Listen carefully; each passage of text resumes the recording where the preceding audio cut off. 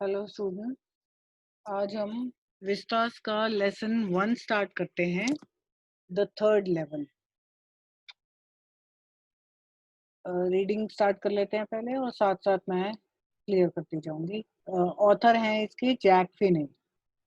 इसमें थोड़ा सा ऑथर का ऐसी स्टेज है इसमें जिसमें वो रियलिटी से अपनी जो करंट लाइफ है, प्रेजेंट लाइफ जो जी रहा है, वो उससे वो एस्केप करता है, थोड़ा भागता है, क्योंकि वो वहाँ से बचना चाहता है, वहाँ के स्ट्रेस से, वहाँ एंग्जाइटी से, टेंशन से, जो टफ लाइफ है आजकल, उससे वो एस्केप करना चाहता है। माइंड में, उसके माइंड में थोड़ा-सा स्ट्रेस है, तो उससे एस्केप करते-करते वो कुछ ऐसे इंसिडेंट बताता है अपने फ्रेंड को, which are hard to believe, जो विश्वास करने में मुश्किल हैं।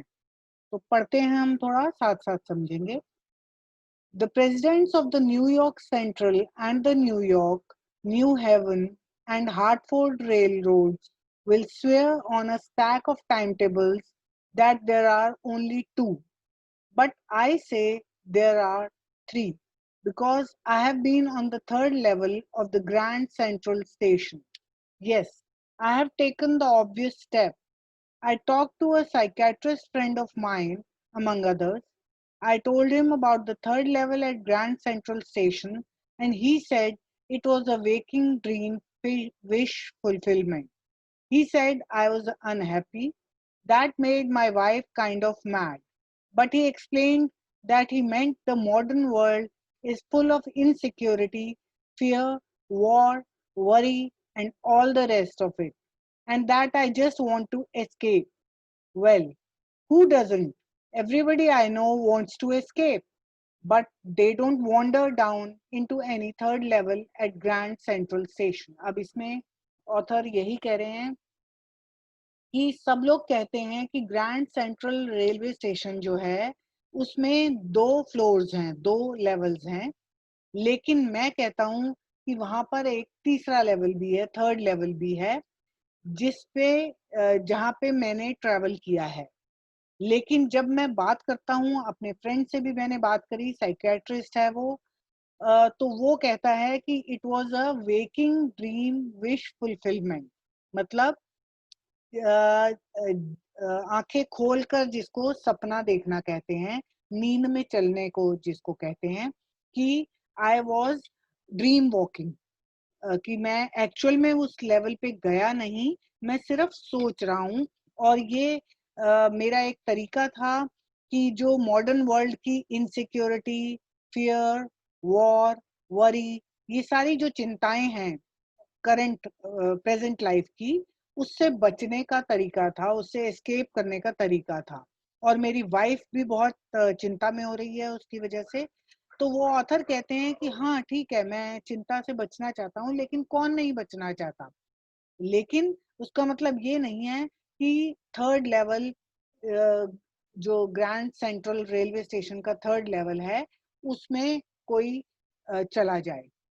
ऐसा नहीं है कि सिर्फ मैं ये चिंताओं से बचने के लिए अपने माइंड में वो ये सोच रहा है कि उसका जो साइकियाट्रिस्ट फ्रेंड और उसकी वाइफ है, वो लोग ये सोचते हैं कि मैं सिर्फ अपने ख़यालों में उस थर्ड लेवल पे गया हूँ। लेकिन ऑथर कह रहे हैं कि नहीं, मैंने एक्चुअल में वो थर्ड लेवल विज़िट किया है।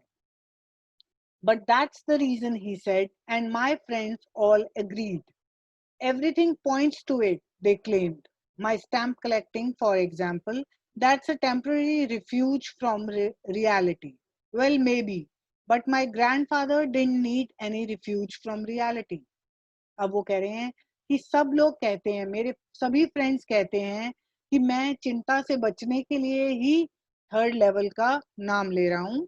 और वो कह रहे हैं कि जैसे मेरी हैबिट है, मेरी हॉबी है स्टैम्प कलेक्टिंग की, कि पुरानी स्टैम्प्स इकट्ठी करता हूँ मैं, वो भी एक तरीका है मेरा temporary refuge from reality. Refuge होता है एस्केप कह सकते हो, या बचना। तो रियलिटी से बचने का वो भी एक तरीका है। तो वो कह रहा है, लेकिन मेरे ग्रैंडफादर की भी यही हॉबी थी, मैंने अपने ग्रैंडफादर से ये हॉबी सीखी है, लेकिन मेरे ग्रैंडफादर को तो ऐसी कोई ज़रूरत नहीं थी रियलिटी से बचने की। क्यों? क्योंकि things were pretty nice and peaceful in his day from all I hear and he started my collection.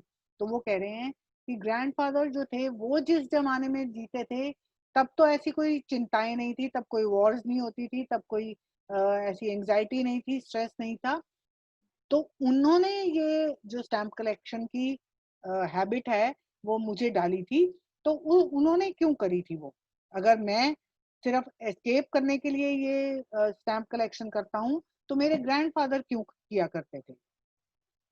It's a nice collection too. Blocks of 4 of practically every US issue, first day covers and so on.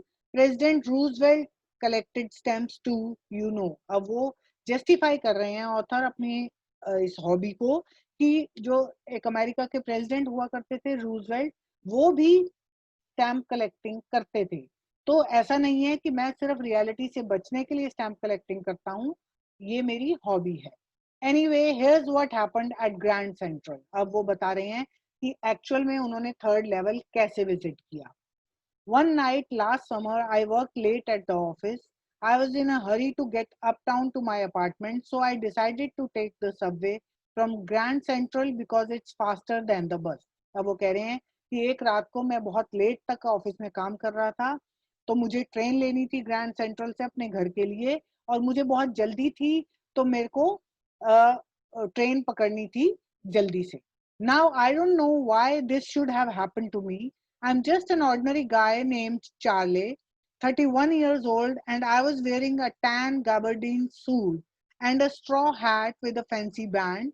I passed a dozen men who looked just like me, and I wasn't trying to escape from anything. I just wanted to get home to Louisa, my wife. अब वो कह रहे हैं कि मैं 31 साल का हूँ, अपनी एज बता रहे हैं, अपना नाम बता रहे हैं, चार्ले है उनका नाम। और वो कह रहे हैं मैंने सिंपल एक सूट पहना था टैन कलर का, ब्राउन कलर का और हैट पहनी थी और मेरे साथ ही स्टेशन पर बहुत से लोग मेरे जैसे ही कपड़े पहनकर निकले। और ऐसा नहीं है कि मैं किसी चीज से बचना चाह रहा था, मैं सिर्फ जल्दी से अपने घर अपनी वाइफ के पास पहुंचना चाहता था। I turned into Grand Central from Vanderbilt Avenue and went down the steps to the first level, where you take trains like the 20th century. अब वो कह रहे हैं कि पहले लेवल पे पहली फ्लोर पे मैं गया जहां पर 20th century नाम की ट्रेन्स निकलती थी. Then I walked down another flight to the second level, where the suburban trains leave from, ducked into an arched doorway, heading for the subway and got lost. और उसके बाद वो कह रहे हैं कि मेरे को सबर्बन जो छोटे शहरों की तरफ ट्रेन्स जाती हैं, मुझे वो ट्रेन लेनी थी, तो मैंने एक और सीढ़ियां चढ़कर मैं सेकंड फ्लोर पर गया, सेकंड लेवल पर, और वहां पर एक रास्ता था जो सबवे की तरफ जा रहा था, वहां पर मैं चला गया, एंटर कर गया और वहां पर मैं रास्ता भटक गया, गॉट लॉस्ट मतलब भूल गया रास्ता। That's easy to do. I have been in and out of Grand Central hundreds of times, but I'm always bumping into new doorways and stairs and corridors. अब वो कह रहे हैं कि भूलना कोई खास बात नहीं है क्योंकि वहां पर ग्रैंड सेंट्रल स्टेशन इतना बड़ा स्टेशन है और इतने सारे वहां दरवाजे और सीढ़ियां और रास्ते हैं कि कोई भी भटक सकता है वहां. Once I got into a tunnel about a mile long and came out in the lobby of the Roosevelt Hotel. Another time I came up in an office building on 46th Street, 3 blocks away. अब वो बता रहे हैं कि पहले भी मैं 2 बार भटक के कहीं और पहुंच गया था. Sometimes I think Grand Central is growing like a tree, pushing out new corridors and staircases like roots. वो अब कंपैरिजन कर रहे हैं कि ग्रैंड सेंट्रल स्टेशन जो है, मुझे लगता है कि वो एक बड़े पेड़ की तरह है जिसमें नए नए रास्ते और सीढ़ियां जैसे नई रूट्स निकलती हैं ट्री की, उस तरह से उसके नए रास्ते बन रहे हैं. There's probably a long tunnel that nobody knows about feeling its way under the city right now, on its way to Times Square and maybe another to Central Park. And maybe, because for so many people through the years, Grand Central has been an exit, a way of escape, maybe that's how the tunnel I got into but I never told my psychiatrist friend about that idea. अब वो कह रहे हैं कि एक लंबी सी सुरंग है शायद ग्रैंड सेंट्रल में, जो कहीं टाइम स्क्वायर या एक सेंट्रल पार्क है वहां पर निकलती है, और बहुत से लोगों को वो रास्ता दिखा होगा एस्केप करने का, और शायद मैं भी उसी टनल में घुसा था, लेकिन मैंने अपने साइकियाट्रिस्ट फ्रेंड को उसके बारे में नहीं बताया. The corridor I was in began angling left and slanting downward, and I thought that was wrong, but I kept on walking. अब वो कह रहे हैं कि जिस रास्ते पे मैं घुसा वहां वो लेफ्ट की तरफ एंगल बनाकर नीचे की ओर जा रहा था, और मुझे लगा था कि ये गलत है, लेकिन फिर भी मैं उसी पर चलता गया. All I could hear was the empty sound of my own footsteps, and I didn't pass a soul. और उस रास्ते पर सिर्फ मेरे ही कदमों की आवाज आ रही थी, और मुझे एक भी आदमी उस रास्ते पर नजर नहीं आया. Then I heard that sort of hollow roar ahead. That means open space and people talking. और उसके कुछ देर बाद मुझे आगे की तरफ एक खाली रास्ता नजर आया, जहां पे खुली जगह नजर आ रही थी और लोगों के आवाज आ रही थी. The tunnel turned sharp left. I went down a short flight of stairs and came out on the third level at Grand Central Station. अब वो सुरंग उस रास्ते से एकदम से लेफ्ट को टर्न हुई और मैं उस पर गया, और थोड़ी सी सीढ़ियां थी, मैं उससे उतरा, और फिर मैं थर्ड लेवल, जो तीसरा फ्लोर था ग्रैंड सेंट्रल स्टेशन का, उस पर आ गया. For just a moment, I thought I was back on the second level, but I saw the room was smaller. There were fewer ticket windows and train gates, and the information booth in the center was wood and old looking. अब एक बार को तो उसे लगा कि मैं शायद वापस सेकंड फ्लोर पे आ गया हूँ, लेकिन उसने नोटिस किया कि वहां पर जो कमरा था वो छोटा था, टिकट के लिए जो खिड़कियां बनी हुई थी वो कम थी, और गेट भी कम थे, और जो इंफॉर्मेशन बूथ था, जो इंफॉर्मेशन लेने के लिए बूथ था जो सेंटर पे, वो लकड़ी का बना हुआ था और ओल्ड फैशन था, पुराने जमाने का लग रहा था. And the man in the booth wore a green eye shade and long black sleeve protectors. और जो आदमी बैठा था बूथ में, उसने ग्रीन कलर का शेड्स पहने थे, गॉगल्स पहने थे, चश्मा पहना था, और लंबी बाजू वाला शर्ट पहना था. The lights were dim and sort of flickering. और लाइट्स जो थी वो बहुत हल्की थी, अंधेरा था थोड़ा, और फ्लिकरिंग मतलब जलबुझ हो रही थी lights. Then I saw why. They were open flame gas lights. और तब उसे एकदम से पता चला कि वो लाइट्स जलबुझ क्यों हो रही थी. वो जलबुझ नहीं हो रही थी, एक्चुअली में वो ओपन फ्लेम गैस लाइट्स थे, मतलब गैस के जैसे वो होते हैं,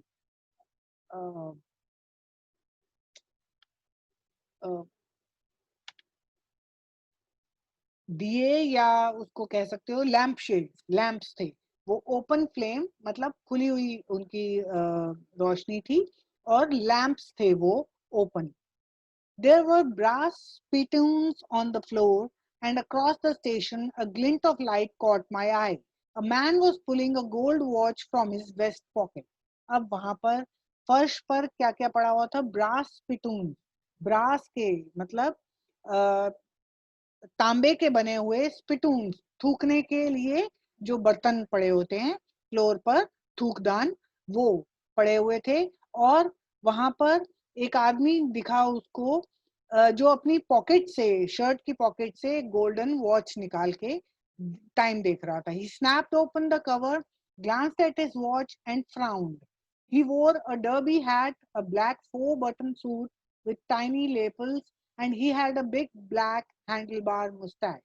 अब वो उस आदमी ने जो घड़ी निकाली, उसको कवर खोलकर उसने, जैसे पुराने जमाने की पॉकेट में घड़ियां रखते थे लोग, वो खोलकर देखी, और उसने पुराने कुछ अलग से कपड़े पहने हुए थे, पुराने जमाने का, पुराने फैशन का सूट पहना हुआ था, और बहुत लंबी सी मूछ थी उसकी, ब्लैक कलर की, जो पूरे उसके फेस पर, हैंडल बार मुस्टैश मतलब मुड़ी हुई मुस्टैश, मुड़ी हुई मूछ लंबी सी उसके पूरे फेस पर आ रही थी.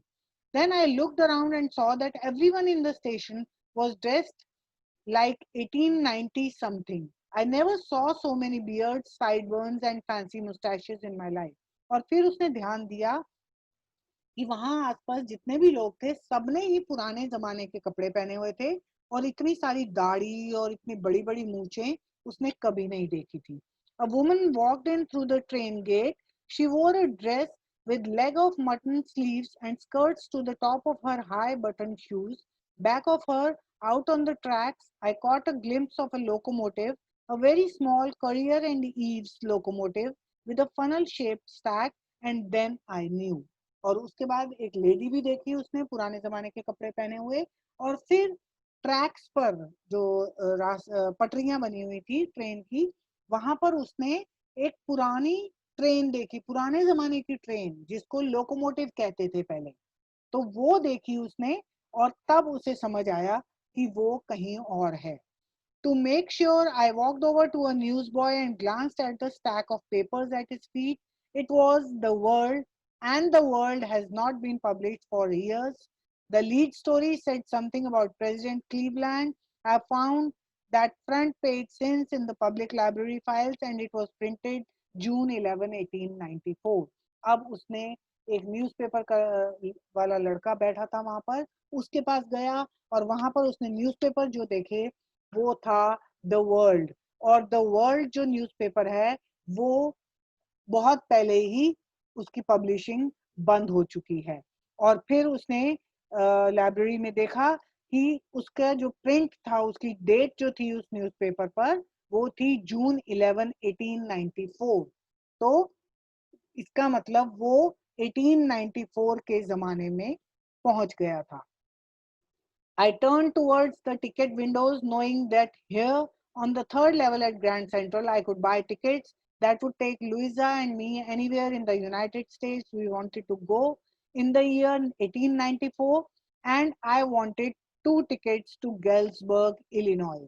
अब वो टिकट विंडो पर गया जहां से टिकट मिलती थी और वो अपनी और अपनी वाइफ के लिए 2 टिकट्स लेना चाहता था.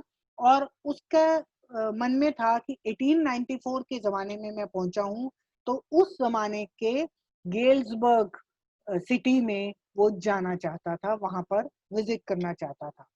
अब क्यों जाना चाहता था वो आगे बता रहा है. Have you ever been there? It's a wonderful town still with big old frame houses, huge lawns and tremendous trees whose branches meet overhead and roof the streets. And in 1894, summer evenings were twice as long and people sat out on their lawns, the men smoking cigars and talking quietly, the women waving palm leaf fans with the fireflies all around in a peaceful world. क्यों वो Galesburg जाना चाहता था? क्योंकि बहुत ही सुंदर शहर है वो और वहां पर बड़े बड़े घर, बड़े बड़े लॉन्स और बहुत ग्रीनरी है. और वहां पर लोग बड़ी शांति से शाम को अपना लॉन्स में बैठते हैं और चुपचाप हल्की हल्की बातें करते हैं और बहुत ही पीसफुल एटमॉस्फेयर होता है. इसलिए उसके मन में एक ख्याल था कि मैं 1894 के टाइम में वहां गेल्सबर्ग विजिट करूंगा. To be back there with the First World War still 20 years off and World War II over 40 years in the future, I wanted 2 tickets for that. अब वो उस जमाने में वापस जाना चाहता था ऑथर, क्योंकि उसके बाद फर्स्ट वर्ल्ड वॉर हुई, सेकेंड वर्ल्ड वॉर हुई और उससे बहुत ही तबाही हुई थी. तो वो बहुत ही परेशान था उन वॉर्स के जमाने की वजह से. तो इसलिए वो वापस पास्ट में जाना चाहता था और पास्ट में वो गेल्सबर्ग के टाउन को विजिट करना चाहता था. The clerk figured the fare. He glanced at my fancy headband and he figured the fare. And I had enough for 2 coach tickets, one way. But when I counted out the money and looked up, the clerk was staring at me. He nodded at the bills. That ain't money, mister, he said. And if you are trying to skin me, you won't get very far. And he glanced at the cash drawer beside him. Of course, the money was old style bills, half again as big as the money we use nowadays and different looking. I turned away and got out fast. There's nothing nice about jail even in 1894. अब जब वो tickets लेने गया, उस लड़के ने उसको किराया बता दिया. उसके पास पैसे थे ऑथर के पास काफी, लेकिन जब उसने उसको पैसे दिए तो उस क्लर्क ने ये बोला, उस लड़के ने ये बोला कि ये पैसा नहीं चलता, ये करेंसी नहीं चलती। ऑब्वियसली क्योंकि वो पास्ट के टाइम का टिकट विंडो था, पास्ट की करेंसी चेंज हो चुकी थी और ऑथर के पास जो करेंसी थी वो नए नोट थे, तो वो चलने वाले नहीं थे। और वो उसने धमकी दी क्लर्क ने कि अगर तुम मुझे you are trying to skin me मतलब मुझे अगर लूटना चाहते हो तो बहुत दूर तुम नहीं बच पाओगे, मैं तुम्हें पकड़वा दूंगा। तो एकदम से ऑथर डर गया और वो अपने नोट लेकर वहां से हट गया क्योंकि वो जेल नहीं जाना चाहता था। And that was that. I left the same way I came, I suppose. Next day during lunch hour I drew $300 out of the bank, nearly all we had, and bought old style currency that really worried my psychiatrist friend. You can buy old money at almost any coin dealers, but you have to pay a premium. My $300 bought less than 200 in old style bills, but I didn't care. Eggs were 13 cents a dozen in 1894. अब बस उतना ही, वहां से वो हट गया और उस जिस रास्ते से वो थर्ड लेवल में गया था उसी रास्ते से वापस आ गया। अगले दिन उसने अपने ऑफिस के लंच आवर में क्या किया, अपने बैंक से सारा पैसा निकलवा लिया और उसको कन्वर्ट करवा के पुराने जमाने की करेंसी ले ली। अब साइकेट्रिस्ट फ्रेंड को जब उसने ये बताया तो उसको फिर से चिंता हो गई कि ये इसका दिमाग फिर गया है, ये क्या कर रहा है। और जब उसने अपनी पैसा निकलवाया $300 से, वो निकलवा कर जब चेंज करवाए तो उसे बदले में सिर्फ $200 मिले, क्योंकि पुराना जब नोट तुम खरीदते हो तो वो महंगे पड़ते हैं। तो उसको कोई फर्क नहीं पड़ा ऑथर को, वो कहता है मुझे कोई चिंता नहीं थी क्योंकि मैं वैसे भी 1894 के टाइम में जा रहा हूँ, तब तो सस्ता जमाना था, तो एग्स और बाकी सामान जो है वो सस्ता मिल जाएगा। But I have never again found the corridor that leads to the third level at Grand Central Station, although I have tried often enough. लेकिन उसके बाद वो कहता है कि मुझे वो थर्ड लेवल जो था ग्रैंड सेंट्रल स्टेशन का वो दोबारा नहीं मिला, हालांकि मैंने कई बार ट्राई किया, मुझे वो स्टेशन का रास्ता दोबारा नहीं मिला। Louisa was pretty worried when I told her all this and didn't want me to look for the third level anymore, and after a while I stopped. I went back to my stamps, but now we are both looking every weekend because now we have proof that the third level is still there. अब वो कह रहा है मेरी wife ने मुझे समझाया कि थर्ड लेवल को ढूंढना बंद कर दो, तो मैं वापस अपनी स्टैम्प कलेक्शन की हॉबी को मैंने परस्यू करना शुरू कर दिया। लेकिन अब हम दोनों फिर से हर वीकेंड पर थर्ड लेवल को ढूंढते हैं, क्योंकि अब हमें प्रूफ मिल गया है कि थर्ड लेवल है। कैसे प्रूफ मिल गया है? My friend Sam Weiner disappeared. जो उसका साइकेट्रिस्ट फ्रेंड था सैम, वो गायब हो गया है। Nobody knew where, but I sort of suspected because Sam is a city boy and I used to tell him about Galesburg. I went to school there and he always said he liked the sound of the place, and that's where he is all right in 1894. और author को ये पता है कि उसका जो friend है Sam, वो उसी टाउन में चला गया है गेल्सबर्ग में, क्योंकि ऑथर ने उसको बहुत सारी स्टोरीज बताई हुई है गेल्सबर्ग की। वो वहां पे स्कूल में पढ़ता था किसी जमाने में, तो उसे विश्वास है कि सैम भी 1894 के जमाने में चला गया है और गेल्सबर्ग ही चला गया है। Because one night fussing with my stamp collection I found, well, do you know what a first day cover is? अब वो एक नई चीज के बारे में बता रहे हैं हमें, इस पर क्वेश्चन भी आता है, इसको ध्यान से लर्न कीजिएगा कि फर्स्ट डे कवर क्या होता है। ये इस पर क्वेश्चन आता है। अब क्या होता है first day cover? When a new stamp is issued, stamp collectors buy some and use them to mail envelopes to themselves on the very first day of sale, and the postmark proves the date. The envelope is called a first day cover. अब वो क्या कह रहे हैं कि first day cover क्या होता है कि जब कोई नई स्टैंप रिलीज होती है, नई स्टैंप आती है, तो स्टैंप कलेक्टर्स जिनकी हॉबी होती है स्टैंप कलेक्टिंग की, वो क्या करते हैं, वो नई जो स्टैंप आती है उसको लेते हैं, उसको एक लिफाफे में एनवेलप में डालते हैं और अपने ही पते पर उसको भेज देते हैं। उससे क्या होता है कि जब अपने ही पते पे आप एक लेटर लिफाफा भेजते हो, तो उस पर पोस्ट ऑफिस की स्टैंप लग जाती है। स्टैंप लगने पर स्टैंप के ऊपर डेट आ जाती है उसकी, और वो डेट जो है वो प्रूव करती है कि ये स्टैंप कब इशू हुई थी, क्योंकि अदरवाइज स्टैंप के ऊपर कोई डेट नहीं होती। तो जब आप लिफाफे में डालकर उसको अपने ही पते पर भेज दोगे तो पोस्ट ऑफिस की स्टैंप लग जाएगी, स्टैंप पर डेट होगी और उस डेट से ये प्रूव हो जाएगा कि ये स्टैंप कब रिलीज हुई थी। तो उस लिफाफे को कहते हैं फर्स्ट डे कवर। तो ये आंसर आपको अच्छे से लर्न करना है स्टैम्प डे कवर का, फर्स्ट डे कवर का। They are never open, you just put blank paper in the envelope.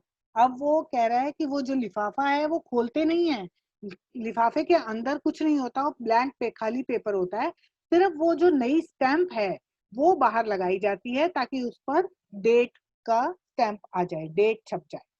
That night, among my oldest first day covers, I found one that should not have been there. But there it was. It was there because someone had mailed it to my grandfather at his home in Galesburg. That's what the address on the envelope said. And it had been there since July 18, 1894. The postmark showed that. Yet I didn't remember it at all. The stamp was a 6 cent, dull brown, with a picture of President Garfield. Naturally, when the envelope came to Granddad in the mail, it went right into his collection and stayed there till I took it out and opened it. अब वो कह रहा है उस रात को, एक रात को वो बैठा था और अपने फर्स्ट डे कवर सारे देख रहा था, तो एक उसको लिफाफा नजर आया जो वहां पर उसको बड़ी हैरानी हुई देखकर, क्योंकि वो उसके ग्रैंडफादर को, उसके दादा को किसी ने गेल्सबर्ग में भेजा था और उस पर डेट थी 18 जुलाई 1894 की, और फिर भी उसे याद नहीं था कि मैंने इसे पहले देखा है। और वो उस पर जो स्टैंप थी वो किसकी थी? प्रेसिडेंट गारफील्ड की पिक्चर थी, पुराने प्रेसिडेंट की। और ये कब से पड़ा होगा? जब से ग्रैंड डैड को, उसके दादा को मिला होगा, उन्होंने वैसे ही रख दिया होगा, और अब ऑथर जो है वो उसको खोल के और अंदर देख रहा है कि क्या है। The paper inside was not blank, it read. अब उसके अंदर जो कागज था वो खाली नहीं था, वो एक लेटर था। अब वो लेटर में क्या लिखा है? एड्रेस लिखा है ऊपर, और चार्ले के नाम, मतलब ऑथर के नाम है वो letter. I got to wishing that you were right, then I got to believing you were right, and Charlie, it's true. I found the third level. I've been here 2 weeks, and right now, down the street at the Daffy's, someone is playing a piano, and they are all out on the front porch singing, seeing Nellie home, and I'm invited over for lemonade. Come on back, Charlie and Louisa. Keep looking till you find the third level. It's worth it. Believe me. The note is signed Sam. अब जो letter अंदर मिला उसे बहुत ही हैरानी हुई author को देखकर, क्योंकि वो उसके नाम था। आया तो वो लेटर उसके दादा को था, लेकिन वो उसके नाम था, और उसमें क्या लिखा था कि मुझे थर्ड लेवल मिल गया है, ये सही है, सच में एग्जिस्ट करता है। मैं 2 हफ्ते से यहाँ रह रहा हूँ और बहुत ही अच्छा एटमॉस्फेयर है यहाँ पे, और बहुत ही अच्छे लोग हैं यहाँ पे। तुम दोनों भी, चार्ली और लुइजा, तुम दोनों आ जाओ और ढूंढते रहो जब तक तुम्हें थर्ड लेवल मिलता है, और यहाँ पे आना सचमुच अच्छा लगेगा तुम्हें। और नीचे साइन किसके थे? सैम, उसके अपने फ्रेंड के, साइकेट्रिस्ट फ्रेंड के। At the stamp and coin store I go to, I found out that Sam bought $800 worth of old style currency that ought to set him up in a nice little hay, feed, and grain business. He always said that's what he really wished he could do, and he certainly can't go back to his old business. No, not in Galesburg, Illinois, in 1894. His old business? Why? Sam was my psychiatrist. अब वो कह रहा है कि उसके बाद उसने, author ने पता लगाया कि सैम ने $800 के करीब पुरानी करेंसी चेंज करवाई थी बैंक से, और उसकी वजह उससे उसने जरूर अपना गेल्सबर्ग में जाकर पुराना बिजनेस स्टार्ट किया होगा, अनाज का बिजनेस, ग्रेन बिजनेस स्टार्ट किया होगा। लेकिन वो कह रहा है कि नहीं, ऐसा नहीं हो सकता, सैम जो था वो मेरा साइकेट्रिस्ट फ्रेंड था, वो तो साइकेट्रिस्ट था, वो ऐसा बिजनेस कैसे कर सकता है। तो दैट्स ऑल। अब इसको पढ़कर लास्ट में हमें ये लगता है कि सचमुच शायद सैम जो है वो कहीं चला गया, वो थर्ड लेवल एग्जिस्ट करता था और ऑथर को वो बुला रहा है क्योंकि उसको लेटर मिला है, प्रूफ मिला है।